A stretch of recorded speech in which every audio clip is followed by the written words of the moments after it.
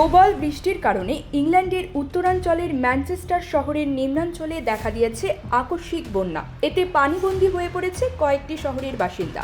আকস্মিক এ বন্যা মোকাবিলায় জারি করা হয়েছে হলুদ সতর্কতা। সংবাদ মাধ্যম বিবিসি জানিয়েছে, প্রবল বৃষ্টিপাতে রাস্তাঘাট ডুবে যাওয়ায় ব্যাহত হচ্ছে যান চলাচল। বিচ্ছিন্ন হয়ে পড়েছে বিদ্যুৎ এবং সুপেয় পানির ব্যবস্থা। রাস্তার পাশে দাঁড় করানো গাড়িও তলিয়ে গেছে পানিতে। আকস্মিক এ বন্যায় বছরের প্রথম দিনই চরম দুর্ভোগে পড়েছে স্থানীয় বাসিন্দারা। ম্যানচেস্টার পুলিশ জানিয়েছে, কিছু কিছু এলাকায় বহুতল ভবনগুলোর প্রথম তলা ডুবে গিয়েছে। এতে বাইরে যাওয়া আসার রাস্তাও বন্ধ হয়ে গেছে। এই অবস্থায় পরিস্থিতি নিয়ন্ত্রণে কাজে নেমেছে স্থানীয় প্রশাসন।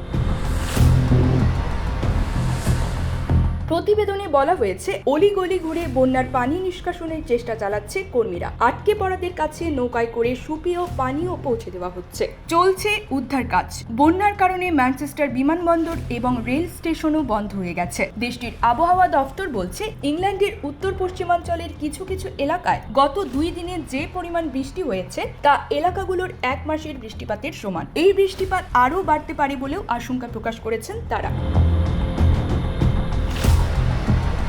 এদিকে ইংল্যান্ড জুড়ে প্রায় 100 এলাকায় বন্যার সতর্কতা জারি করা হয়েছে। কিছু কিছু এলাকায় তুষারপাতের সম্ভাবনাও রয়েছে বলে জানিয়েছে আবহাওয়া অফিস। জারি করা হয়েছে হলুদ সতর্কতা। News desk, channel alpha 24।